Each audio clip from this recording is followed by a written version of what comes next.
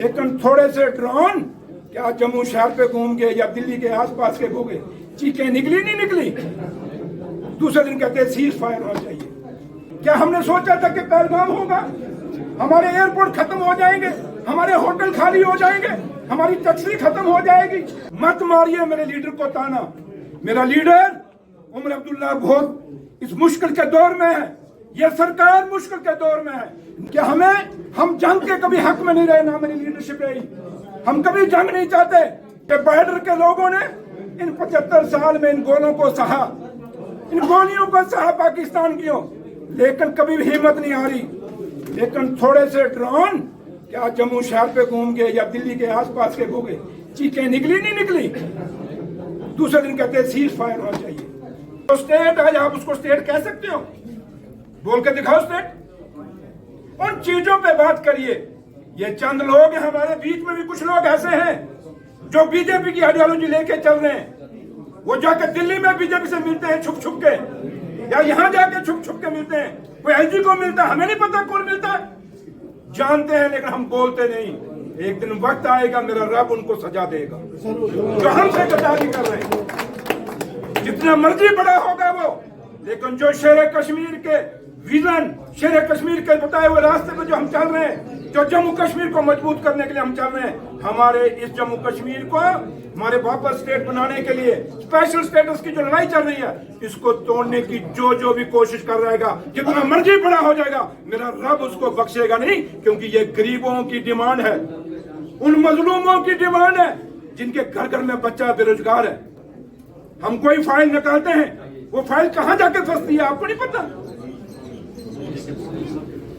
कहां फंसती है आपको नहीं पता, कहां रुक जाती है आपको नहीं पता।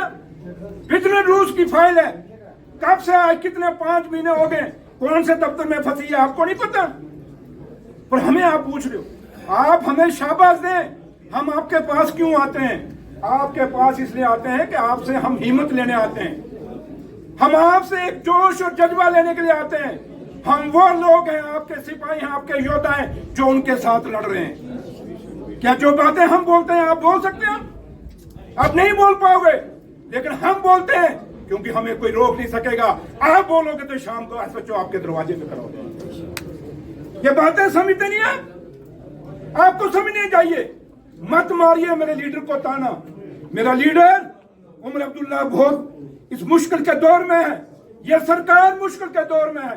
नेशनल कॉन्फ्रेंस का कार्यकर्ता, नेशनल कॉन्फ्रेंस का कार्य कौन आज एक बड़े मुश्किल दौर से निकल रहा है, जहां आपको ताना भी सुनना होगा, लेकिन उस ताने के साथ साथ आपको इस जम्मू कश्मीर को दोबारा से स्टेट बनाने के लिए, जम्मू कश्मीर का स्पेशल स्टेटस वापस लेने के लिए, उसके लिए जंग करनी होगी। ये कोई जलसा नहीं है, हम कोई जलसे को खिताब नहीं कर रहे।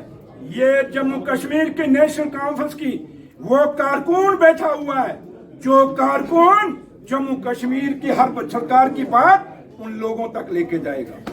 और अगर लीडर ही कमजोर हो जाएगा, कारकुन ही कमजोर हो जाएगा, तो कौन हिफाजत करेगा उमर अब्दुल्ला साहब की और फारूक अब्दुल्ला साहब की? कौन हिफाजत करेगा शेख साहब के बताए हुए रास्ते को? मानते इन बातों को नहीं मानते। इसलिए बड़ी बात के लिए चलिए। और बड़ी बात यह है आपकी, मैं यहाँ आज भी कह के जाता हूँ, जो सरमाया हमारे पास है, जो हमारे हाथ में, चाहे वो सड़कों की मैग्नीफिकेशन है, चाहे वो सड़कें बनाने की बात है, चाहे वो बिजली, पानी, स्कूल, सड़कों की बात है, वो हम करेंगे जो हमारे हाथ में है।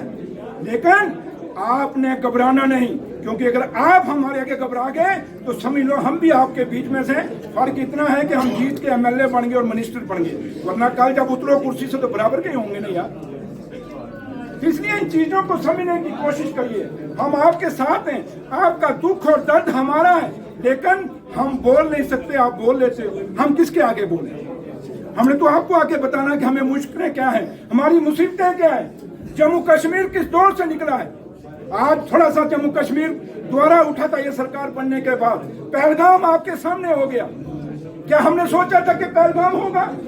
हमारे एयरपोर्ट खत्म हो जाएंगे, हमारे होटल खाली हो जाएंगे, हमारी टैक्सी खत्म हो जाएगी, हमारे ये टूरिस्ट जो प्लेसेस हैं, डेस्टिनेशन, ये खत्म हो जाएगी। कभी सोचा था? वो पहलगाम तो पहलगाम हुआ। उसके बाद जो बॉर्डरों पे हालत हुई, पूछिए उन लोगों का जिन बॉर्डरों पे जिन्होंने गोले सहे पाकिस्तान के, जिन्होंने मसाले सही। मैं एक बॉर्डर से आता हूं, मैं जानता हूं मेरा बॉर्डर इतनी दूर है, अगर एक पत्थर भी मारो तो पाकिस्तान के घर में पहुंचता है। हम उस इलाके से मैं आता हूं, हम जानते हैं।